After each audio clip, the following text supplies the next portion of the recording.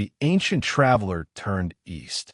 After the cold, iron mountains of the north, the east felt different, warmer, closer to the sea, alive with the sound of rivers running toward the morning. The eastern mountains faced the sunrise.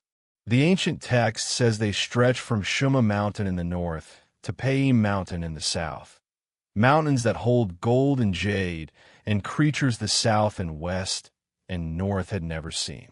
The book records, the south face of Shumu Mountain abounds in gold. The Shumu River flows east from its summit to the sea. Mountain after mountain, the east was rich with gold. The color of the sunrise the eastern ranges faced every morning. The ancient traveler noted each deposit, each river, each direction. He was precise. He was thorough. He was the most careful man who ever walked alone into the unknown. In the eastern mountains lives a creature called Tongtong. It has the body of a pig, yellow fur, and eyes that glow red. Its voice sounds like a crying infant, a sound that stops travelers cold on the mountain path. The book records, Tongtong eats iron and copper. Where there were deposits of the eastern mountains were richest, Tongtong was heard. The mountains fed it. It fed on the mountains. In the forests of the eastern mountains lives the Erchu, a creature with the body of a rat, the ears of a rabbit, and the wings of a bird. Its tail is striped like a bobcat's. It flies through the mountain passes at dawn, its rabbit ears alert to every sound. The ancient record says, eating its flesh prevents deafness and ear diseases. The eastern mountains offered their medicine in strange forms. The eastern mountains were rich in sacred trees. The book catalogs them with the same precision it gives to creatures and minerals, noting which trees grew on which slope, what their leaves looked like, what their fruit could cure. The ancient traveler understood that the mountains were a pharmacy. Every tree had its purpose. Every root had its use.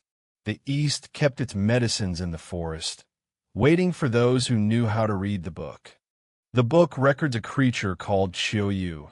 It has the shell of a turtle, the head of a bird, and the tail of a viper. It appears near water. The ancient record says, where Qiuyu is seen, drought and locust cannot come. The farmers of the eastern plains watched the mountains for it. When Qiuyu appeared on the ridgelines, they gave thanks. When it disappeared, they began to pray.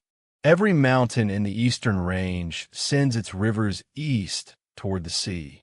The ancient traveler followed them, counting the days of walking, noting where the jade was richest, where the current ran fastest. He was measuring the world. He was building a map that has never been surpassed in its attention to detail, written not with instruments, but with boots and patience and the determination to miss nothing.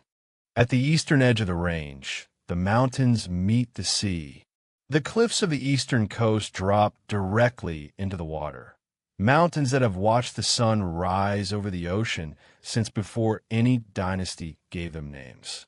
The ancient traveler stood at these cliffs and looked east across open water. He had walked from the southern mountains to the eastern sea. He had crossed the world, going east. He wrote down the last mountain's name. The eastern mountains end at the eastern sea, and here the ancient record holds something the other seas did not. The eastern sea faces the sunrise. Every morning, the first light of the new day falls here before it falls anywhere else. The ancient traveler stood at the shore and watched the sun come up over water that stretched to the edge of the world. He wrote nothing for a long time. Then he wrote, "Here ends the Eastern Mountain Classic." And then he turned and walked toward the center of everything.